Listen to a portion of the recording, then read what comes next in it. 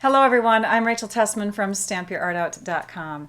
Today I'm not live, but I have a pre-recorded fun video to share with you today. I'm going to show you how to make this fun fold card.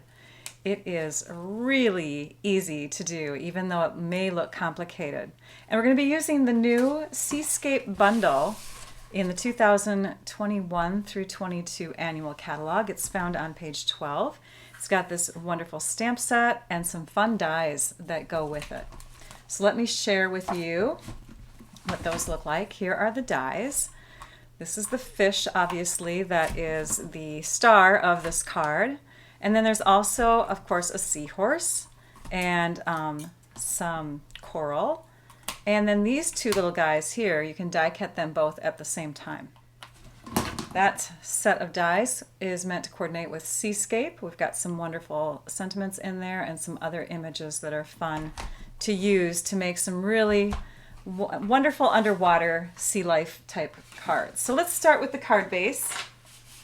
We're going to grab our trimmer.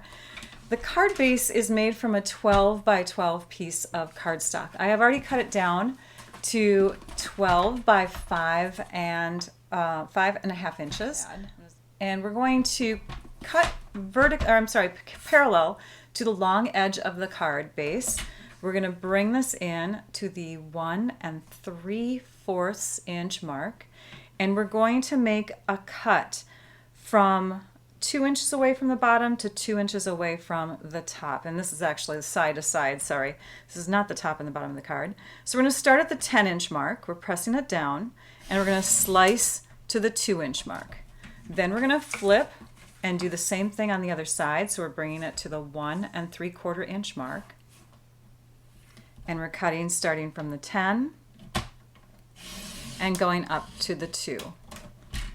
Okay, next we're going to put some score lines in here. And our card is obviously going to fold into this design here. So we need to make several score lines at different intervals. The first set, which is at the 2-inch mark, parallel to the short edge of the card, we'll start at the top and go to that cut line, and then go to the next cut line and come down. So we're going to be lifting this and moving it as we go. So top, down to that first cut, the second cut, and down. So we've got score lines just here and here, nothing here. We're going to move to the 4-inch mark, and we're going to do a cut all the way through, or a score line all the way through. And then we're going to extend the arm on our trimmer, and we're going to bring it to the 8-inch mark and do the same thing, so all the way through, and then bring it to the 10-inch mark and just score from there to the bottom and just score from here to the top. So we're doing the same thing on each half. Score lines, score lines. The next step is die cutting. So we're going to grab a scrap piece of basic white cardstock. We're going to put the cutting blade side down, and we're going to run this through the Stampin' Cut and Emboss machine. We're also going to die cut a couple little fish, and we're cutting them from a new specialty paper called Gold and Rose Gold Metallic Specialty Paper. It's got a really neat metallic sheen to it. So again, cutting side down, we'll run that through. We're also going to die cut some scallop edges. So we need a couple of these that are about 3.5 inches long, and that's going to be cut from the Penned Flowers die set using this die here. Now this die will not cut along this edge. It's only going to cut along this edge, so we'll have to do some trimming through there.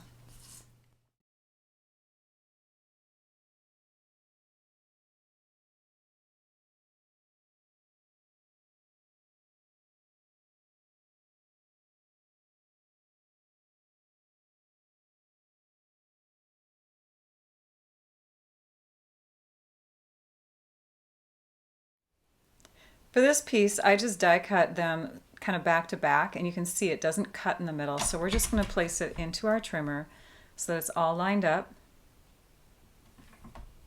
We'll hold it steady, and we'll slice it down the middle. And now we have a scallop edge to add to the top and the bottom of this piece here.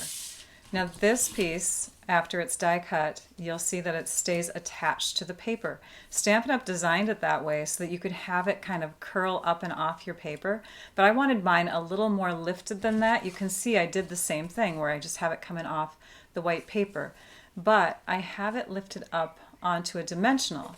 So it's a little bit higher. So all you need to do if you want that to be separated completely from the paper that you die cut it from is just to come in with paper snips or scissors and just make 4 little cut marks. And now you have your fish separated out. Let's bring in our grid paper or scrap paper. And we have 2 pieces. We have this white and this white. So we have 2 basic white pieces. This basic white piece is 5 1/8 inches tall and 5 3/4 inches wide. This piece is for the front of our card, and it is 3 1/2 inches by 4 3/4 inches. For this one, we're going to do some stenciling. And I'm going to bring in this fun stencil pack that's new. It is called Plenty of Patterns, and it has all of these fun little it's a decorative mask or a stencil or whatever. You lay it down and you can do embossing paste in it. You can use a spritzer so that it just eliminates areas of the paper, and you have this design that comes through when you spritz. You can sponge. I've also got this little pattern in that pack. This one here, which is fun bunch of fun medallion-ish kind of things. And then we've got this one, which to me looks like the scales of the fish. And because the scales of the fish are going to be going kind of curving this way on our card, all along there, or curving this way on the fish, we want them to curve along that way on our card. So we're going to angle this in this direction, and we're going to use those sticky notes again and hold down all of our pieces. We're also going to put just a little bit of adhesive here on our grid paper to hold that paper in place so it doesn't move underneath our stencil or our decorative mask. This one here you can hold with your fingers when you're doing your blending here and there, or you can use post-it notes or sticky notes. So I've placed these sticky notes kind of strategically. The ones that are on the grid, or I'm sorry, the stencil, we have off this paper, like it's not touching the basic white underneath there at all, because we want to make sure that that whole surface of the white paper is showing. Now you will have a really tight fit on these 2 edges if you're using the exact same size I'm using, but it's not going to be too noticeable on the card. For these sticky notes, I just have them kind of on 2 spots here on the ends of the tail, or the fins, so that we have a place to hold it, but you can move these as you go. So when you're ready to do blending brushes over here, you can just reposition this. We're going to use Granny Apple Green first. You just lift up the color. I'm spreading it onto my grid paper here just to kind of check to see how dark it is.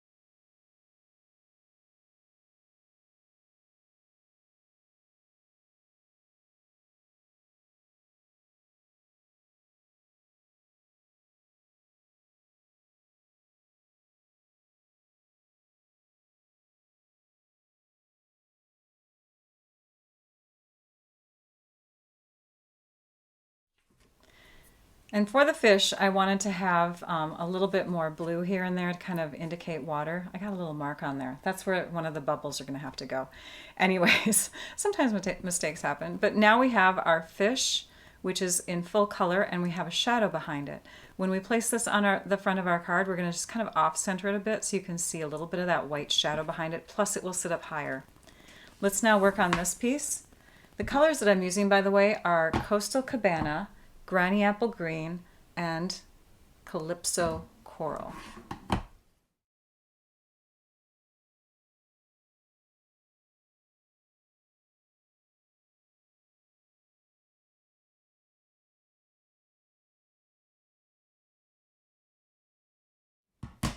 My green got a little intense in some places. That's okay. I just forgot to kind of, rub it off on my grid paper beforehand. Now there is going to be ink that gets on the surface of your stencil, so be careful. I did happen to make a little mess on a couple parts here and here, but this is not the one that I photographed for my blog, so you can check out the really nice and neat one on the blog. We're going to go ahead and stamp the word thank you from the Seascapes stamp set. And that piece is ready to go. I've also already stamped a sentiment from the set onto this piece. This piece is obviously going on the inside. It measures 1 5/8 by 3 5/8. Then we also have some Bermuda Bay pieces. This is our dark color that coordinates with our sentiment ink.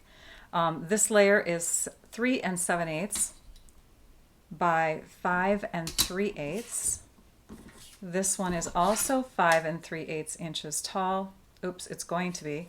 And it is 1 7/8 inches wide. And then we have these 3 pieces here, and these are going to go on these 3 sections of the card. So right here, here, and underneath that piece. And these two each measure 1 5/8 by just under 2, so 1 7/8. And this one is 1 7/8 by 1 7/8 inch square. Okay, now we need to cut this piece, and this piece obviously is going to get cut into 1, 2, 3, 4, 5 pieces. There will be a 6th piece, but we're going to discard that, so you can use that elsewhere. Because this section is 4 inches wide here, we want to make it 3 7/8 inches wide total, which will leave us with a piece that is just under 2, so 1 7/8, which will fit here.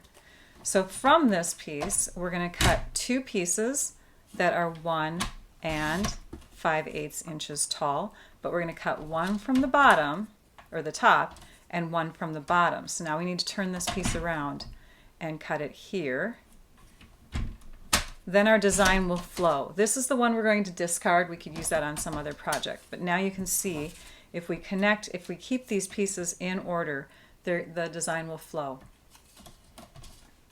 This one's going to get cut into 3 pieces. One of them is, the top one's going to be 1 5/8 inches tall. The bottom one's 1 5/8 inches tall, which leaves the middle one at just under 2, so 1 7/8. Put those back in order.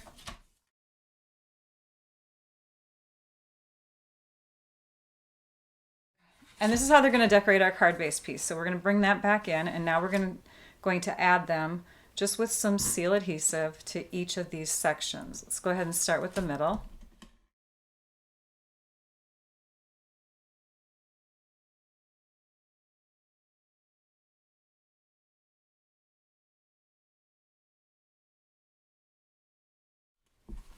And each of these sections that I placed on here now have a 1/16 of an inch border behind them with the Calypso Coral, the lighter blue cardstock. So that's how you can help center them in each spot.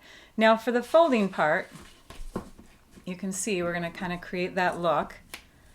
So this piece here needs to be folded this way and this way in those spots. So these are considered like a valley fold, and now this is going to be a mountain fold, so it's going to go in the opposite direction, and that means this one's going to be a valley fold. Okay, that means the middle piece has to go the opposite direction. So instead of a valley fold, we're going to do a mountain fold here, and we're going to turn this into a valley fold. Sorry, we need these to go opposite of this one. So this was a valley, this is going to be a mountain, and now we'll be able to kind of accordion it together. Okay, so you're going to work with it, you're going to get your bone folder out, and start emphasizing those creases.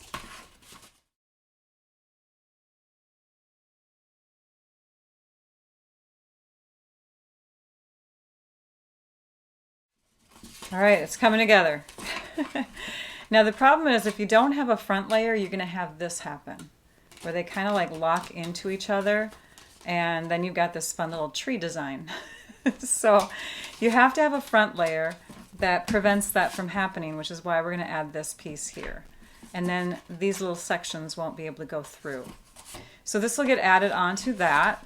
So we'll flatten the whole thing out. We'll add some adhesive at the top and bottom, along the sides here, being careful not to go too close to the edge.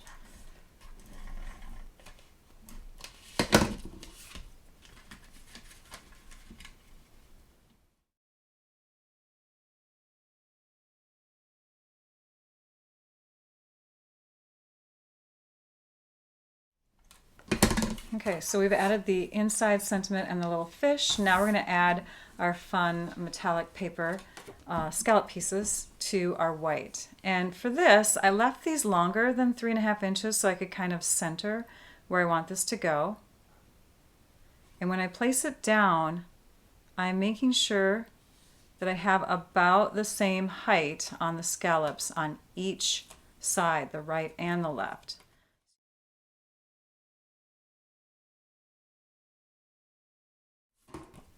Now what we have here is a little bit of stickiness, and we don't want that to make our card layer, we don't want that to prevent our card layer from being lifted up. So along those edges we need to place 3 dimensionals. And normally I say just 1 in each corner will work, but because we've got so many on this bottom and top edge, let's go ahead and put some in the middle there too. So we're going to place 8 total on this layer.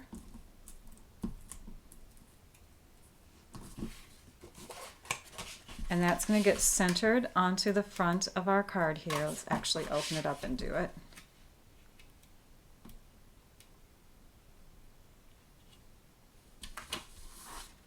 And then we want our fish to pop up on a dimensional. You could actually put two behind here if you'd like.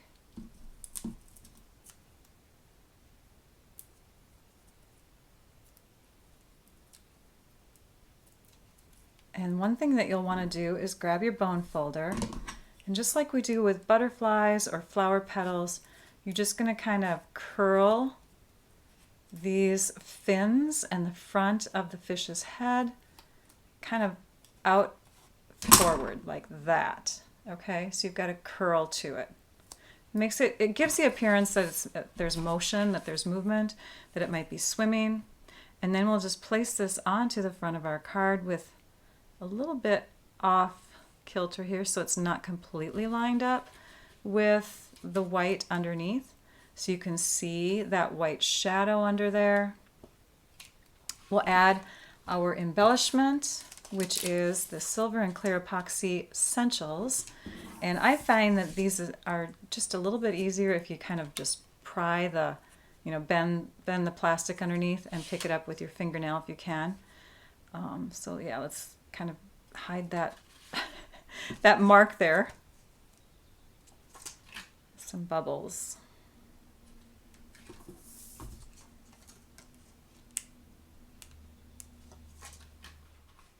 Very exciting. I love this card so much. It's a showstopper, right? Thanks for joining me. Now I'd like you all to go and stamp your art out. Bye-bye.